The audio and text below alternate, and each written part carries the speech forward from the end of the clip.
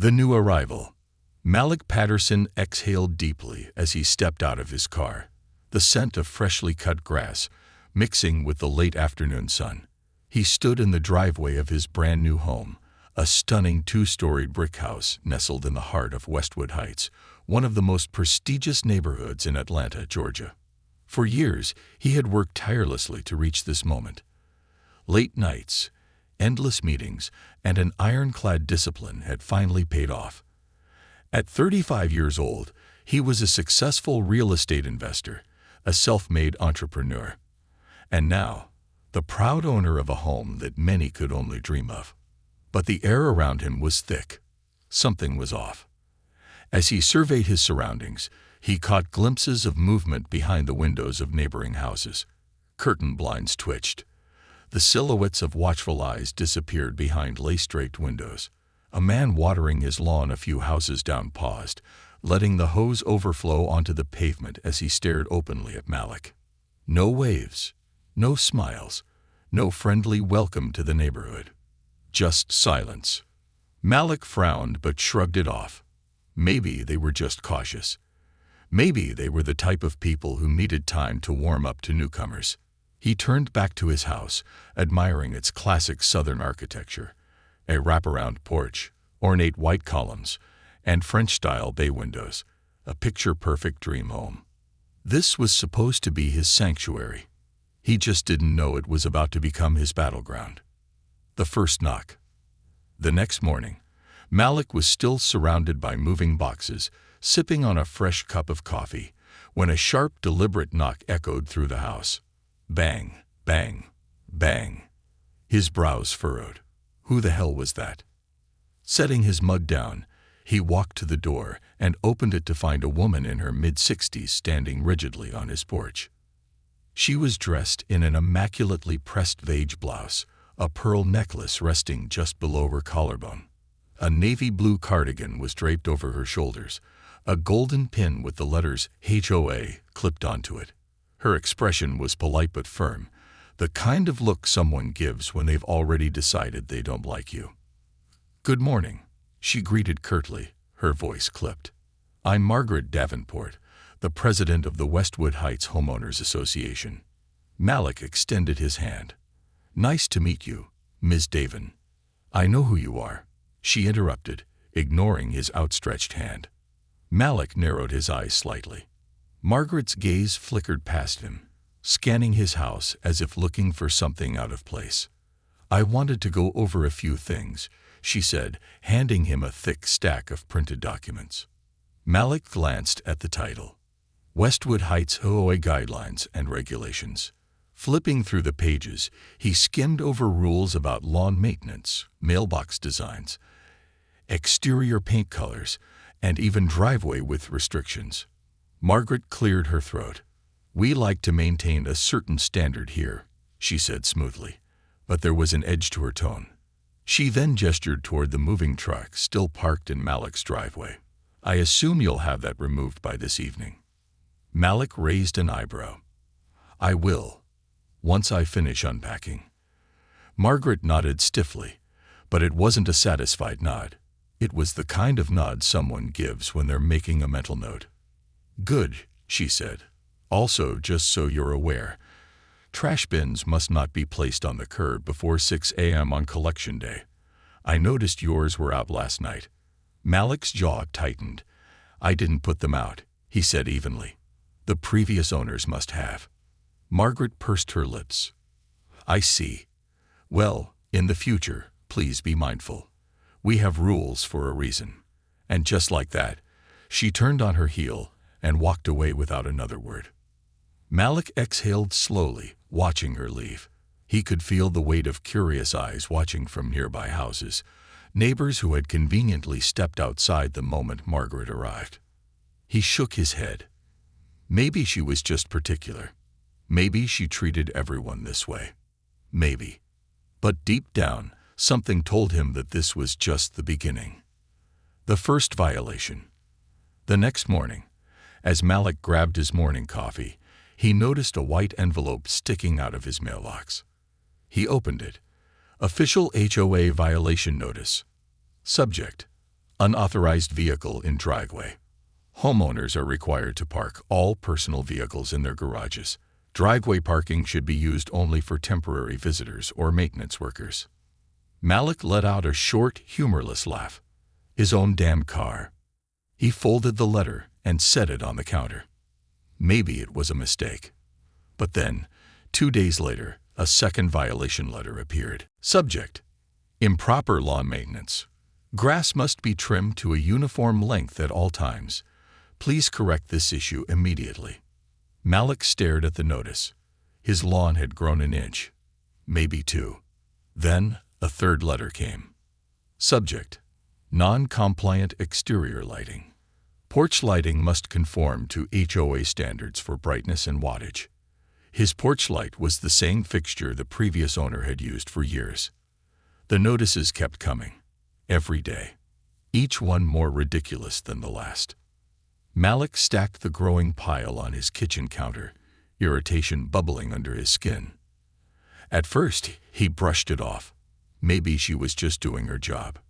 But then, as he took an evening walk through the neighborhood, he passed a group of neighbors gathered on a driveway. They were whispering. One woman saw him and quickly forced a tight, uncomfortable smile, but no one else acknowledged him. And there, standing in the middle of the group, was Margaret Davenport. Her arms were crossed, her expression unreadable, as she whispered something to the others. Malik didn't need to hear the words to know. This wasn't about HOA rules. It was about him. But if Margaret thought she could intimidate him into leaving, she was about to learn a very hard lesson. The war begins. Malik stood at the end of his driveway, his gaze fixed on the retreating figure of Margaret Davenport, the self-appointed queen of Westwood Heights. She thought she was subtle. She wasn't. He had seen the whispers, the hushed tones, the averted gazes, the telltale signs of a neighborhood that had decided he didn't belong. The violation notices piling up on his kitchen counter weren't about HOA rules. They were about control. And if Margaret thought she could bully him out, she had seriously miscalculated. The watchers. Over the next few days, Malik made a point to notice things, like how Margaret always seemed to be watching. Not directly. She was more careful than that.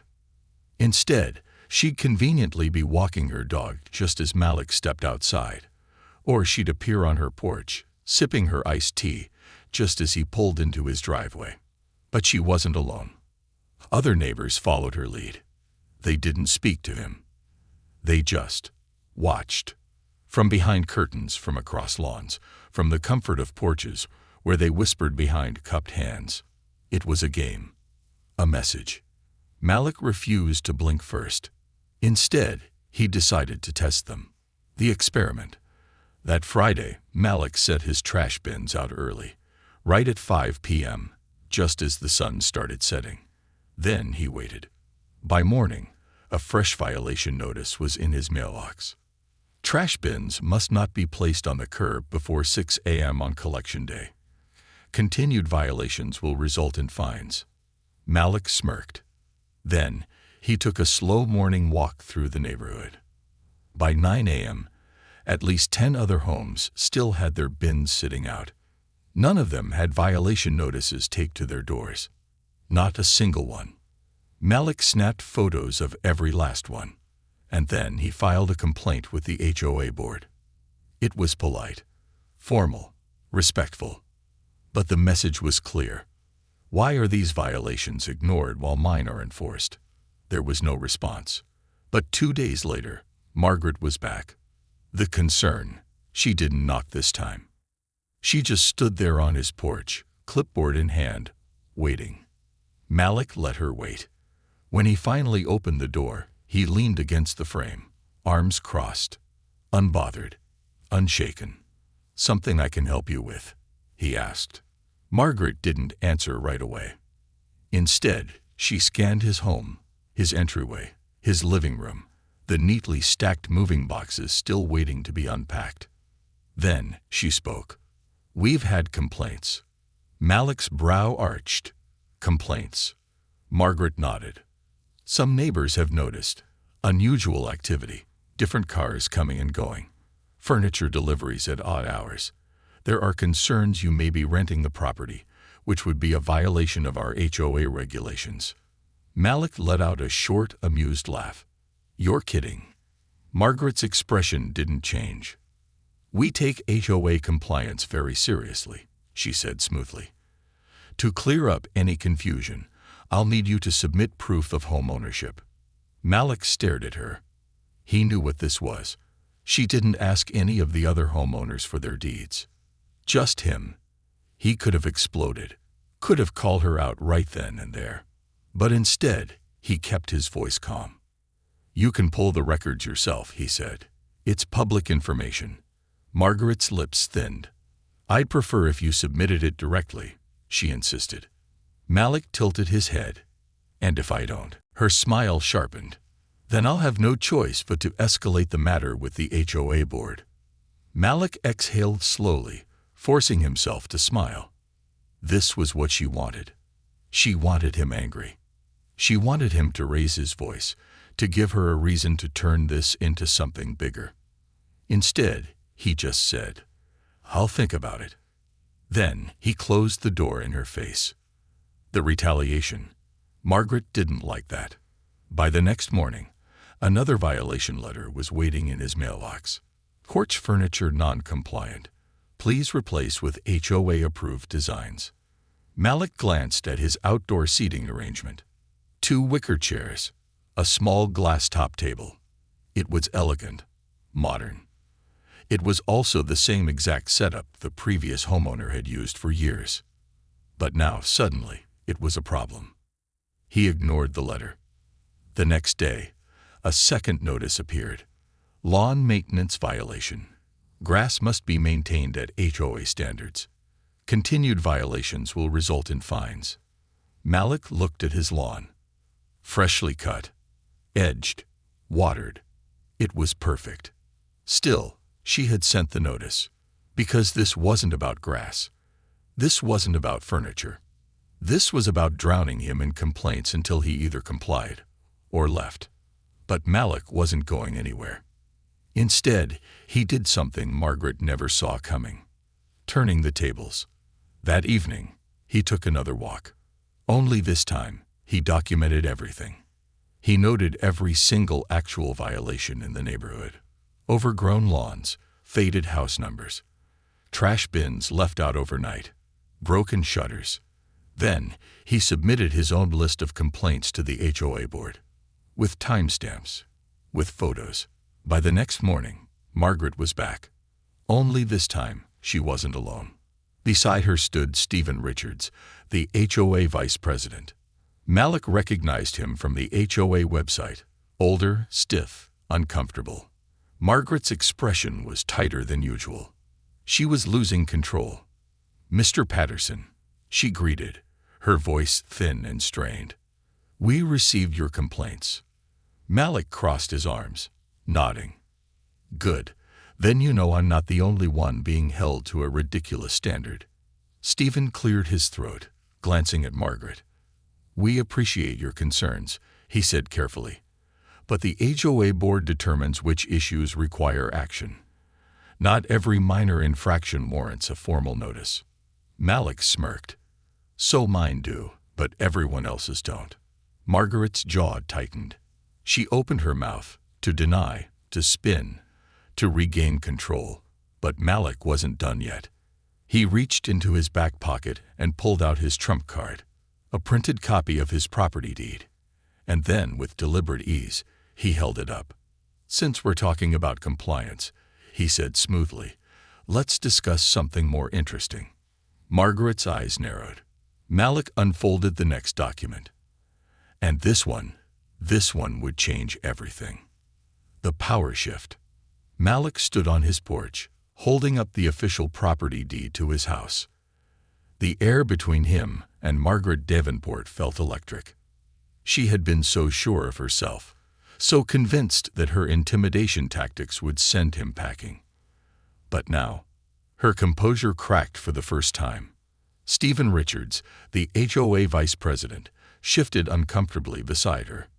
He had sensed something was off, but had gone along with Margaret's vendetta out of habit, out of loyalty, out of fear. Now he was starting to realize his mistake. Margaret's eyes flickered to the document in Malik's hand. She straightened her posture, trying to regain control. "What exactly are you insinuating, Mr. Patterson?" she asked, her voice carefully measured. Malik let a small, knowing smile form. "I'm not insinuating anything," he said. "I'm stating facts. I own this home. There was never any question about that, except in your mind." Margaret's nostrils flared, but she kept her expression neutral. Stephen glanced between them. "If there was a misunderstanding, I'm sure we can resolve it without." Malik cut him off smoothly. "Oh, this wasn't a misunderstanding," he said. "This was a deliberate attempt to harass me out of my own home. A violation of HOA power, clear as day." Margaret stiffened. "That's a serious accusation, Mr. Patterson." Malik tilted his head. "Is it? Because if I recall correctly, HOA regulations require equal enforcement of all neighborhood guidelines, do they not?" Stephen cleared his throat, sensing where this was going. "Yes, but—" "And yet," Malik continued, pulling out his second set of documents, "it seems that the only person receiving violation notices around here is me." He handed Stephen a printed list, time-stamped photos of unaddressed violations from at least a dozen homes. Overgrown lawns, trash bins out for days, faded house numbers, non-conforming porch furniture. Not one of these homes received a violation notice. Not one. Stephen took the papers and read through them, his frown deepening. Margaret's fingers tightened around her clipboard. "This is out of context," she snapped. "The HOA has the right to enforce." "Consistently," Malik corrected. "And yet, for some reason, I was the only one being targeted." Silence. Margaret's jaw tightened. Malik let the weight of his words settle. "See, you wanted me gone," he continued. "But you didn't count on one thing." Margaret's glare sharpened. "And what's that?" Malik's smile widened slightly. "You picked the wrong person to mess with." Margaret's desperation. The tension between them thickened. Stephen looked like he was about to step in, but Margaret wasn't done. She was too proud to back down, too stubborn to admit defeat.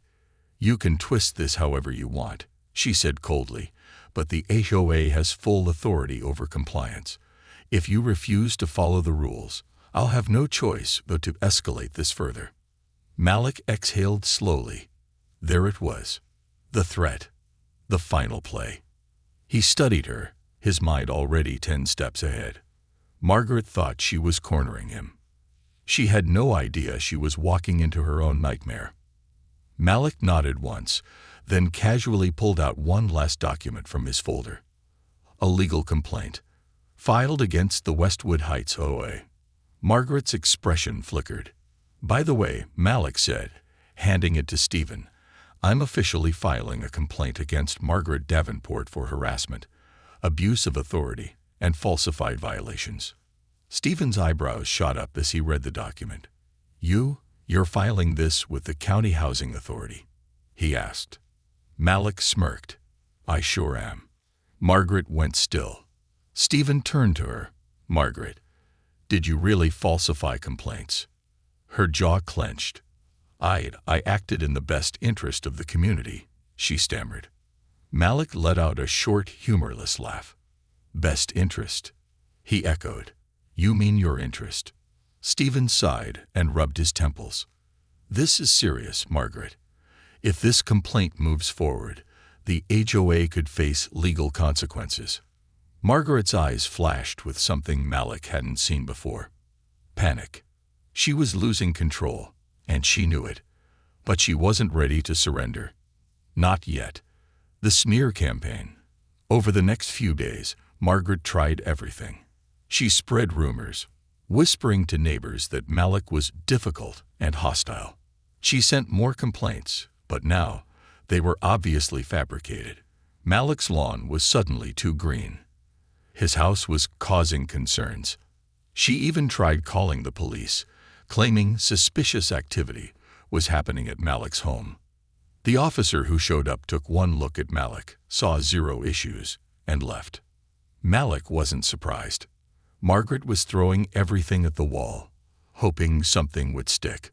But what she didn't know was that Malik had already set the next trap, and it was about to spring shut. The final move. One evening, Malik received a thick envelope in the mail. Not from the HOA, not from Margaret, but from his lawyer, Joe Martinez. Inside was everything he needed. Legal documents, HOA violations, housing authority complaints. And the final piece, the property record of Margaret Davenport's home. Malik smiled, because the real reason Margaret had been so aggressive toward him wasn't just because he was new. It was because she was hiding something. And now, Malik held the key to her downfall. The next day, he called for an HOA meeting.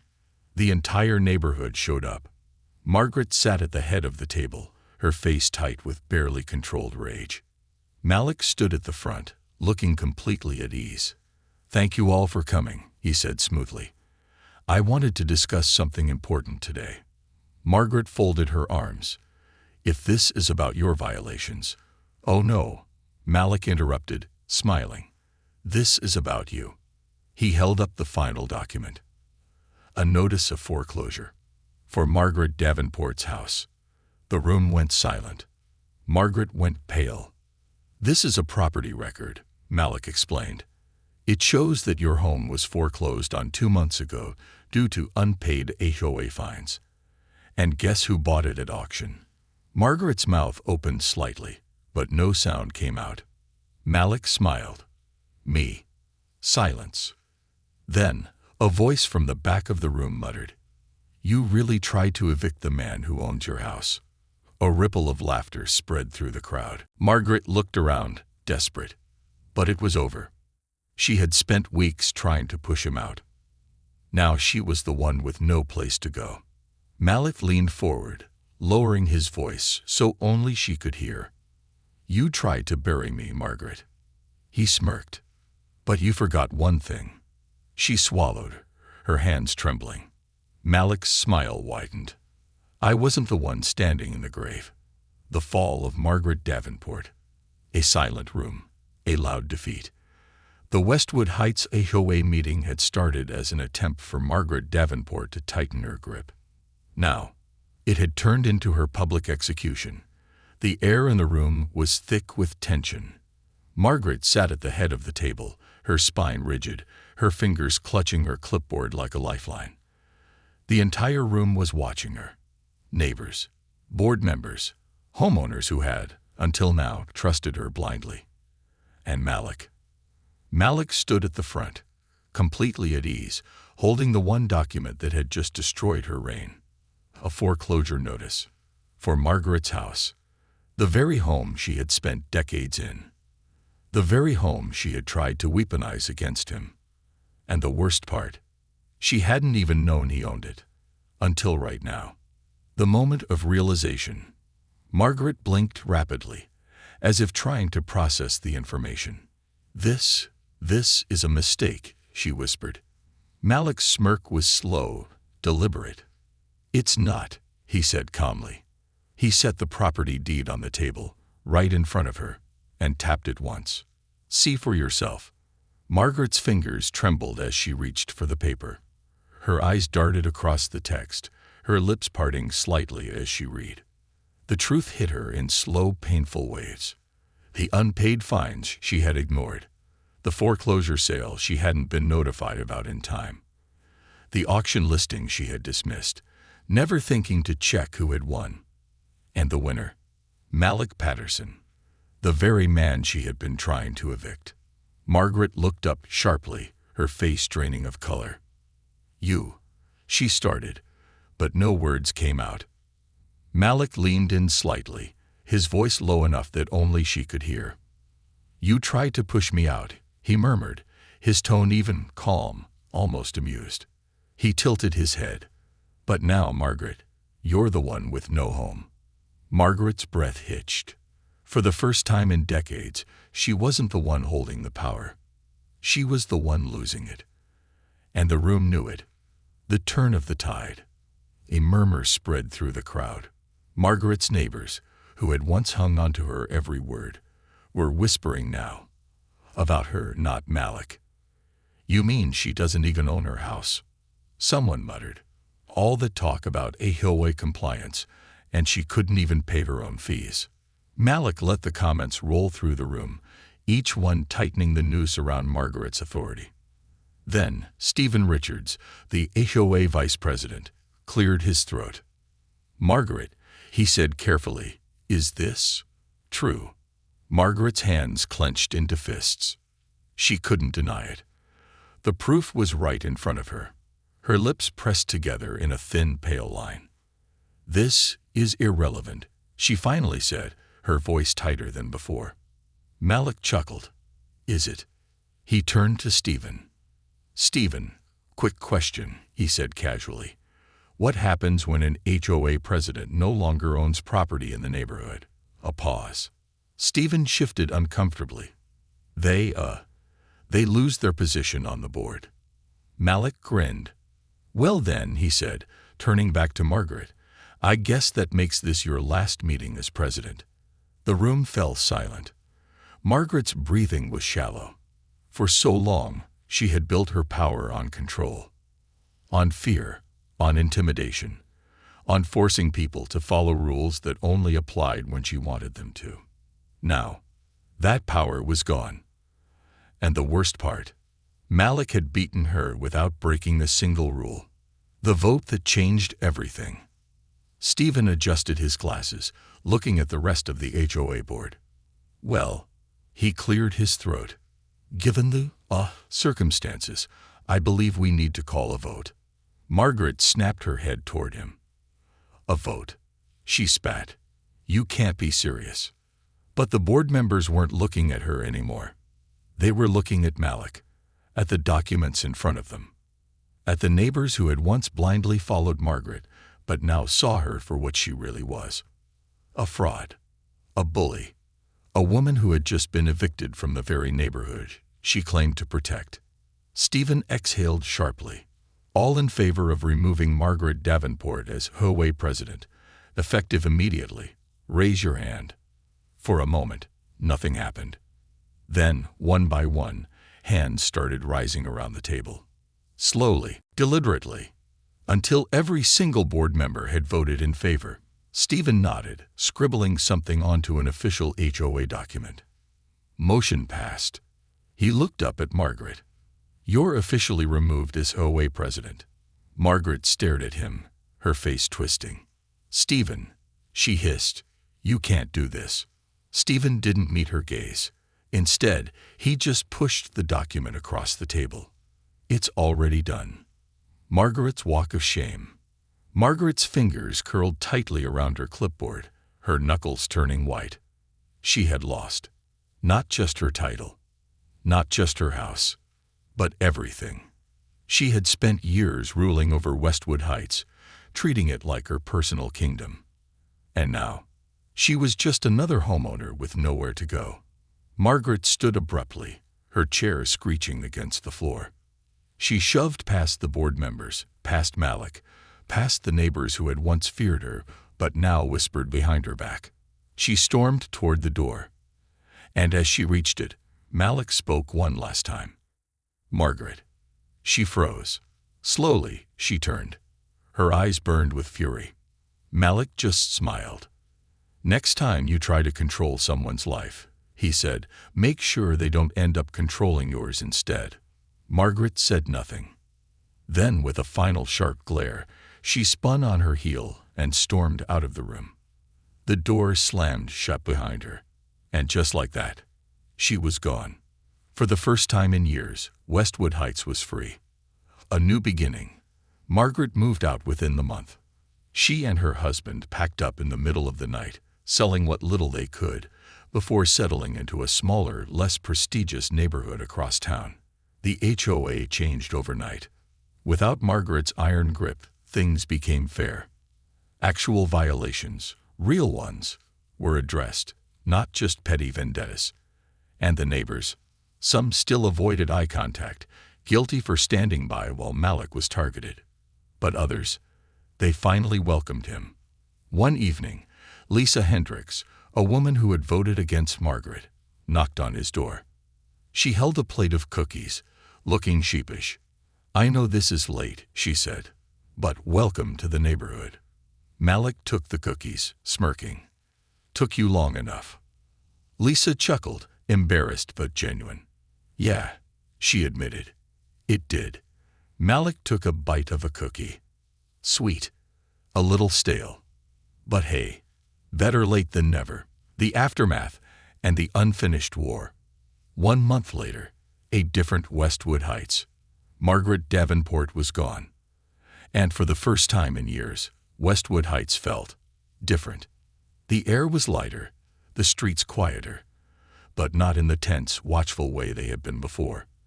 There were no unnecessary violation notices appearing in mailboxes, no whispered complaints about Malik's existence, no one lingering on porches, waiting for him to make a mistake. The HOA board had changed overnight, almost as if the spell Margaret had cast over them had shattered. Malik watched it all unfold with measured patience, because he knew one thing for certain: power didn't just disappear, it shifted. And the people who had once followed Margaret, they might have voted her out, but that didn't mean they weren't looking for someone new to take her place. So Malik kept his guard up, because something told him this war wasn't over yet. A new invitation. One crisp Saturday morning, Malik stepped out onto his wraparound porch, a fresh cup of black coffee in hand, taking in the quiet hum of the neighborhood. The sun glowed soft orange, the street lined with neatly trimmed lawns and towering oak trees. For the first time, this place actually felt like home. Until he saw it. A sealed envelope sitting on his porch table. Malik frowned, setting his coffee down and picking up the crisp white envelope. There was no HOA logo, no official stamp, just his name, typed neatly across the front. His gut tightened slightly. He slid his finger under the flap, pulling out a single sheet of paper. It was an invitation. Westwood Heights HOA Board Meeting. Special election for new HOA leadership. Nominee: Malik Patterson. Malik stared at it. Then he laughed. It wasn't a light-hearted chuckle. It was a sharp, dry laugh, the kind that came when something ridiculous confirmed exactly what he already suspected. The HOA board had just removed a tyrant, and now they wanted to replace her. With him. The unexpected offer. That evening, Stephen Richards, the former HOA vice president, showed up on Malik's porch. He looked exhausted, as if the last month had aged in years. "Can I sit?" he asked, nodding toward the empty chair. Malik gestured for him to take a seat. Stephen let out a long sigh, rubbing his temple before meeting Malik's gaze. "You read the letter?" Malik nodded. "I did, and I'm not interested." Stephen exhaled sharply. "Just hear me out." Malik took a sip of his coffee, raising an eyebrow. "You're a smart guy," Stephen said. "You saw exactly how Margaret operated. She used the HOA as a weapon, not as a community service. But that's not how it's supposed to be." Malik leaned back. "And you let her do it." Stephen's expression tightened, but he didn't argue. "You're right," he admitted. "I went along with it because, well, honestly, Margaret was terrifying. She had power, and she knew how to use it. Most of us on the board." He hesitated. "We just followed her lead because it was easier than fighting her." Malik tilted his head slightly. "And now that she's gone, you need a new leader." Stephen gave a small nod. "Not just any leader," he said. "We need someone who won't let things go back to the way they were. Someone the neighborhood trusts. And after everything that happened, you're the guy." Malik laughed again, but this time, it was softer. "You think the neighborhood trusts me?" he asked, shaking his head. Stephen shrugged. "They trust you more than anyone else. And trust me, they could do a hell of a lot worse than having you in charge." Malik was silent for a moment. He had spent the last month reclaiming his home, proving he belonged here. Did he really want to turn around and lead the very HOA that tried to destroy him? Think about it, Stephen said, standing up. The vote is next week. And with that, he left. Malik sat there, staring at the invitation. He had never wanted power here. But maybe power was the only way to make sure no one else abused it again. The last stand. Over the next week, rumors started swirling. Some homeowners were eager for Malik to take charge. Others, not so much. Margaret may have been gone, but her followers were still here. And they were whispering. It didn't take long before Malik heard the rumors. Malik just wants revenge. He'll use the HOA to go after the people who went after him. He doesn't belong in this position. Malik wasn't surprised. Margaret had spent years grooming these people into believing that power was about control, not community. And that mindset, it wasn't going to disappear overnight. Which meant that if Malik wanted to change things, he had to go all in. The HOA meeting. A new future. The day of the vote, the HOA meeting was packed. More packed than ever before. Homeowners, old and new, had filled the room. Some curious, some hesitant, some just there to watch the fireworks. Stephen Richards stood at the front. "All right," he said, adjusting his glasses. "We're here today to elect the new HOA president. As you all know, the only nominee is Malik Patterson." A few mumbles rippled through the room. Margaret's old allies exchanged glances, clearly unhappy. Stephen continued. "Before we vote, Mr. Patterson has agreed to speak." Malik stood, stepping forward. He looked out at the faces before him. Some guilty, some hostile, and some just waiting to be led by someone they could finally trust. "I'll keep this simple," Malik said. He paused, letting his voice settle over the room. "I never wanted to be here." Silence. "But the last few months showed me something," he continued. "This HOA was never about helping the community. It was about controlling it. And if I don't step up, someone else will. Someone who might bring us right back to where we started." More murmurs. Malik nodded. "So if I win, things will change. No more petty fines. No more harassment disguised as rules. We'll enforce the real guidelines, not the ones that get twisted for personal gain. And most importantly," he leaned forward slightly, "this HOA will serve the people who live here, not the ones who think they can control them." A long silence followed. Then claps. Slow at first, then growing louder. Stephen stepped forward. "All right, let's vote." Margaret's allies tried to push back, but the result was clear. Malik won. Unanimously. The final word. That night, as he stood on his porch, watching the quiet streets of Westwood Heights, he knew this was just the beginning. The HOA had fallen into the wrong hands before, and now it was time to rebuild it the right way. Not through fear, not through control, but through fairness and respect. Because this was his neighborhood now. And no one, ever again, was going to tell him he didn't belong. The unfinished war. A seat at the table. The votes were counted. The decision was final. Malik Patterson was now the official president of the Westwood Heights HOA. The very organization that had once tried to push him out was now under his control. And the irony, it wasn't lost on anyone. As the meeting ended, Homeowner shook his hand, offering hesitant smiles, while others, Margaret's old loyalists, stormed out, muttering under their breath. Malik took his new seat at the head of the HOA table, fingers tapping against the polished wood. It wasn't triumph he felt. It was responsibility. Because winning the position was easy. Fixing the damage Margaret had done, that would be the real battle. Margaret's last move. 3 days later, Margaret returned. Not to reclaim her title, not to apologize, but to make one last attempt at control. It was late evening when Malik heard the familiar knock on his door. Bang, bang, bang. He knew who it was before he even opened it. Margaret stood on his porch, her posture stiff, controlled, her lips pursed tight. Beside her was her husband, Richard, hands shoved into his pockets, his expression unreadable. Malik leaned against the doorframe, arms crossed. "You're persistent," he said, not bothering to hide his amusement. Margaret's jaw tightened. "I want to discuss the sale of my home." Malik sighed, stepping out onto the porch. "Margaret," he said, voice calm but firm, "you don't own the house anymore." Her hands balled into fists. "I've lived in that house for 30 years.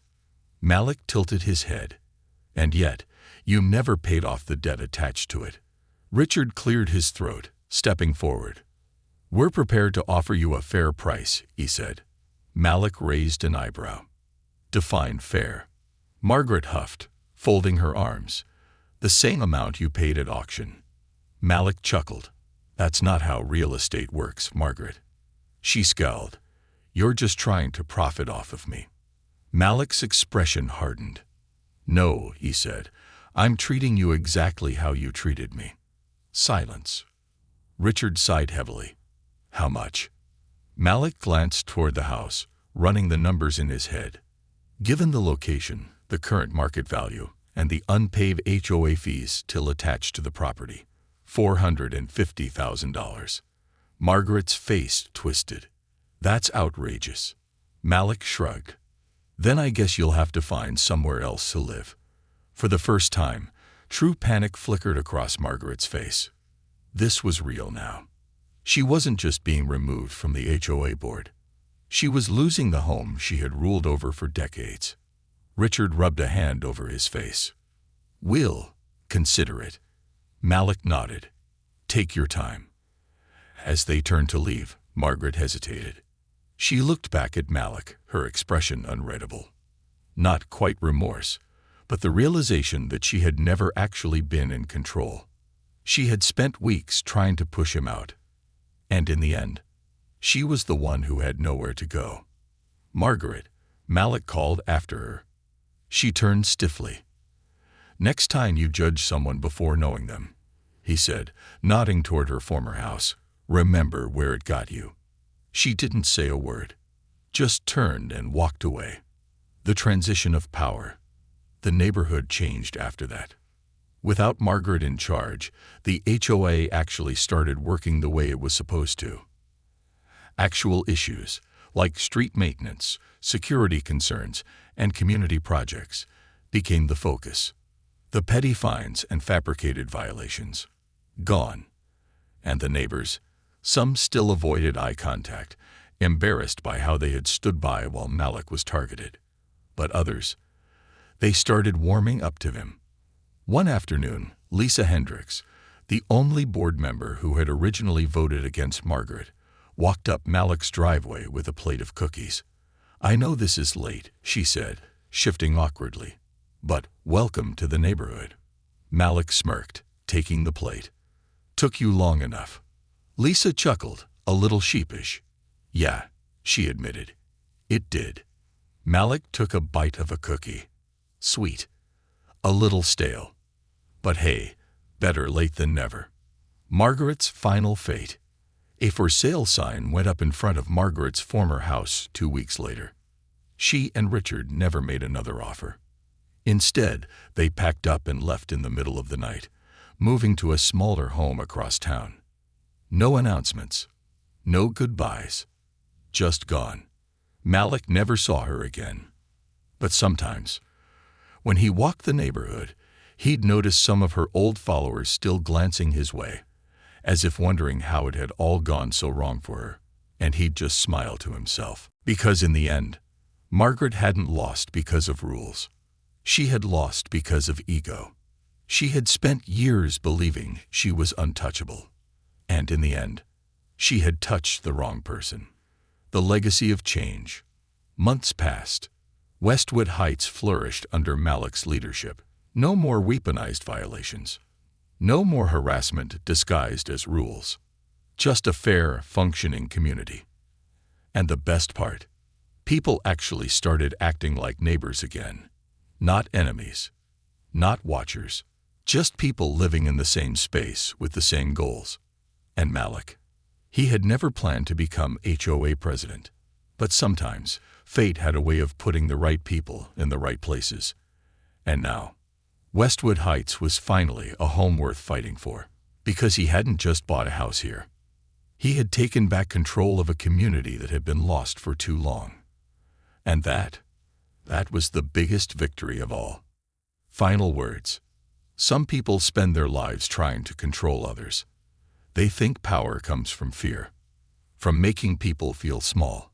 But real power comes from knowing who you are and refusing to let anyone take that away from you. And Malik, he had proved that in the best way possible, by winning the war without ever throwing a punch. And as he sat on his wraparound porch, sipping a cold beer, watching the sunset over his neighborhood, he knew one thing for certain. Margaret was never coming back. And Westwood Heights, it was finally free. A new era in Westwood Heights. 1 year later, the new normal. A year had passed since Margaret Davenport was dethroned.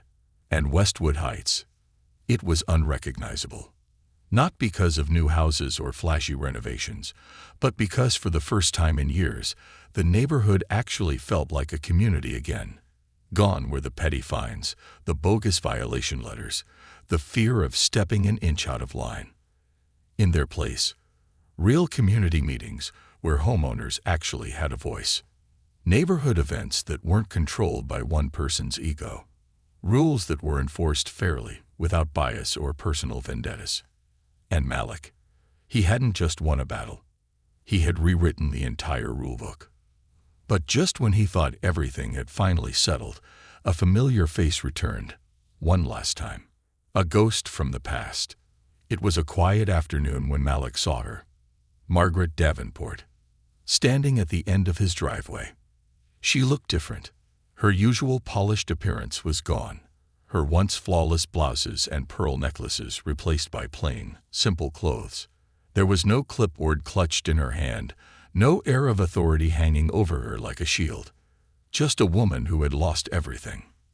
Malik exhaled slowly, stepping off his porch and crossing his arms. "Didn't think I'd see you again," he said. Margaret's jaw tightened. "I wasn't planning on coming back," she admitted, her voice quieter than he had ever heard it. Malik nodded. "Then why are you here?" She hesitated. For the first time ever, Margaret Davenport looked unsure of herself. "I just wanted to see the house," she said finally.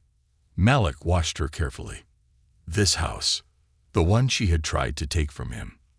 The one she had spent years ruling over, believing it would always be hers. And now, it belonged to him. Margaret's gaze drifted toward it, her expression unreadable. "I spent 30 years in that house," she murmured. "Thought I'd die in it." Malik studied her for a long moment. She wasn't apologizing. Not really. Margaret Davenport wasn't the type of person who could say the words "I was wrong." But this was the closest she'd ever get. So Malik did something unexpected. "Come inside," he said. Margaret's head snapped toward him, her eyes widening in shock. "You're serious?" Malik shrugged. "You wanted to see the house, didn't you?" Margaret hesitated. Then, slowly, she followed him up the porch steps, walking through the past. Inside, the house had changed. Malik had made it his own. New furniture, new paint. The suffocating coldness of Margaret's old decor was gone, replaced by warmth, life, and personality. Margaret stood in the living room, her fingers trailing over the mantel above the fireplace. "This was where I kept my family photos," she murmured. Malik nodded. "Now it's where I keep mine." She flinched slightly at his words, but she didn't argue. Instead, she simply looked around, absorbing the reality she had refused to face for the past year. This house wasn't hers anymore. It never would be again. After a long silence, Margaret turned back to Malik. "You did well with the neighborhood," she admitted. It was gritted out, like she hated to say it, but she still said it. Malik smirked. "Better than you did?" he asked. Margaret narrowed her eyes, but after a moment, She let out a small, tired chuckle. "Yeah," she muttered. "Better than I did." She walked toward the door, pausing just before stepping outside. "Goodbye, Malik," she said softly. Then she left. And Malik, he let her go. Because for the first time in his life, he wasn't the one being chased out. Margaret was. And she knew it. A new legacy. Margaret Davenport was gone. For good this time. And under Malik's leadership, Westwood Heights thrived. The HOA was transparent. Homeowners were involved.